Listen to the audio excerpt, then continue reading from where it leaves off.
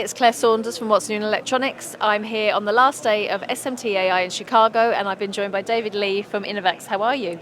Doing fantastic. How are you doing, Claire? I'm very good, thank you. Very Excellent. good. Yeah. So how's things been? How's the show? The show's been very good. A lot of registrants, a lot of attendees. We've had a lot of good foot traffic, especially on the second day, right? Yesterday, the full day.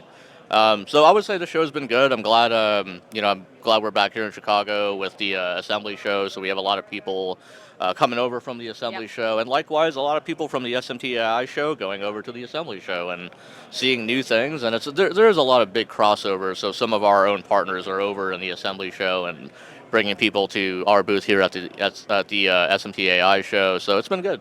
Okay, great stuff. And I understand that literally in the last few minutes you have some breaking news on some new products. Yeah, it's not really a new product, but it is literally breaking news. I mean, I had known about it, and obviously I knew about it because we were doing it, but I just wasn't. I didn't know that I could talk about it until about 10 minutes ago. Funny enough, I was trying to get somebody else to do this interview because it's always me, right? They always put me in front of the camera. They're always like, "Oh, you're great at interviews. You can just talk all day about the industry and Innovax stuff." I'm like, "Yes, I want to give somebody else like some spotlight sometimes, but." And then, they were like, "Oh, talk about this and talk about that, and then talk about India." And I was like, "I'm allowed to talk about that?" And they're like, "Yeah, of course. As of this morning, you're allowed to talk about that." So, with that being said, as Innovaxe, we are a U.S. company. We make and manufacture everything in Florida. Okay. Being that, though, there is a premium to that U.S. based labor and parts and manufacturing and sourcing and things like that. We make our own PCBs and everything. Okay. So with that being said, it's hard for us to. It was hard for us to compete with products that come from overseas, especially in the Southeast Asia market, because we are a U.S. company, but we sell globally. We have hundreds of customers in countries all over the world. Okay. So to open up more of the opportunities for us and more opportunities to compete in areas like Vietnam and Japan and India, we already opened a facility in India. Okay.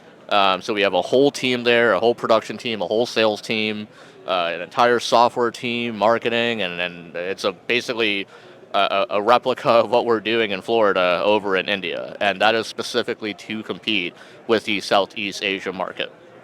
So That's great. So yeah. it gives you the opportunity to expand the business, but also have more focus on what you're doing in the US. And I think you mentioned a little while ago that you're seeing some specific growth areas within the US. Yeah. And Mexico. Yes, U.S. and Mexico, particularly the Midwest, and maybe I just see that more because that's where I'm based. Okay. So I'm very close with customers in Pennsylvania, Ohio, and even like basically all of East Coast, right? So and I'm very close with my customers and our manufacturers, reps, and things like that. And this year has been a very big year in that territory. Okay. I'm talking huge. So to me, it's really good. I'm very big on manufacturing in U.S. and bringing manufacturing back and things like that. So for me, it's really good to see that companies are growing. There's company. I mean, we don't sell lines, but when people are purchasing entire lines at a time, that's usually a sign of growth. Yeah. They're not selling off equipment. They're not doing layoffs. They're expanding their buildings and buying more land and opening up other buildings and adding more lines and hiring more people and buying more inventory and components, and that leads to buying more storage from us, right? Course, So so it's a sign that things are getting better, things are returning, businesses are growing. So and particularly in the Midwest, I see that with a lot of there's a lot of OEMs out there, right? So I mean, looks good to me. And same thing in Mexico. I see a lot of the business booming there. We've had a lot of activity there, a lot of sales there this year. Of course, the SMTA show there is enormous at this point, right? It's like another Apex. Yeah. So it's exciting to see that. It's always good and exciting, and it feels good to see growth in an industry that is your livelihood. It's good. Exactly, So. yeah. Okay, great stuff. And you've got, obviously, with your systems, you're not automated, but I think that's not stopping you with opportunity.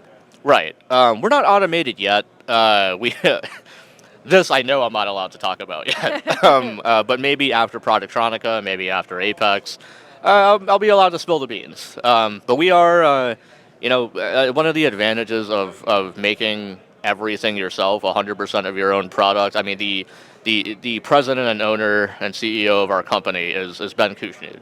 He is also the engineer and innovator of Right. Innovaxe. Okay. So, he is constantly thinking of how do I improve the product? How do I improve the solution?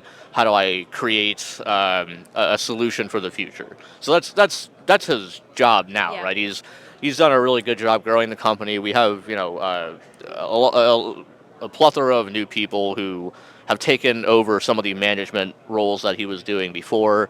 And that's allowed him to have some more time innovating and opening up an entire facility in India. He was just there for like a month. I don't know. Okay. I don't know how he did that, but and he's constantly innovating. Some people go fishing on the weekends. He designs, right? So we are working on some actual products to compete with automation. And then there's also the concept of what we do versus what I would consider like perceived automation.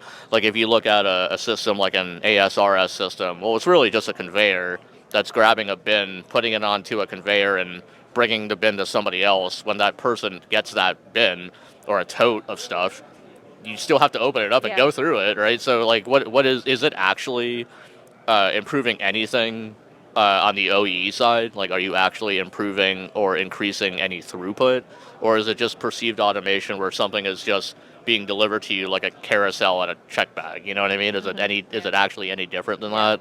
So it's like, grocery store checkout, when you put things on the conveyor and it moves it to another point where somebody has to pick it up and scan things. Like, is it actually automated? Because you're still picking things out of the cart, going into this conveyor. Conveyor delivers it to somebody else who has to manually pick it up and scan, the barcode on it. Yeah. So it's just I understand where that perception could come from.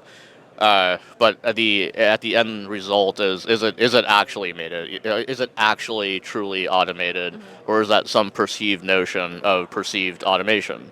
When you ask me about automation, I'm talking. I think of lights out facilities where you're dealing with AGVs and cobot arms and picking and placing things literally without any human interaction.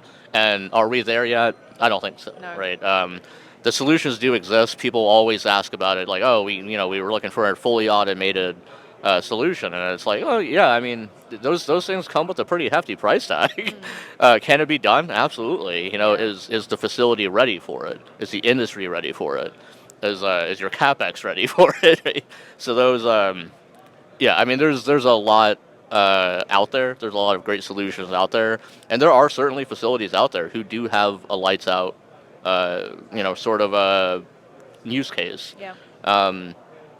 But yeah, that's so to tackle that challenge, we are both innovating new products to be a part of that automation, but also putting some truth into what automation actually is. Okay. Is it really fully automated, or is there some misconceived perception of a fully automated system when really it's not? So it's like AI. I'm a software developer, so I can talk about this, but like is sort of akin to AI. Like, is AI actually artificial intelligence, or is it just a huge code of a huge library of code that is just designed and developed to find answers quicker? Yeah, exactly. And advanced Google. Yeah, exactly. Yeah, just a huge search engine. Yeah.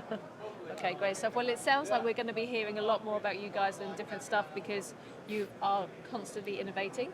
We'll look forward to seeing what we can find out more about after Productronica and at Apex, and we'll be at both of those places. Yeah, absolutely. You'll be at Productronica? Yes, of course. Fantastic. Yeah. I wonder if there's going to be anything new I'll be able to talk about then. I know that's coming up pretty soon, but yeah. you know Ben. That's it. Who knows? It doesn't sound like he sleeps so much. Not really. But all right, great stuff. Well, thank you very much for joining us, and Thank we you. will see you in Germany. Sounds good. Thank you Thanks so a lot. much. Thank you.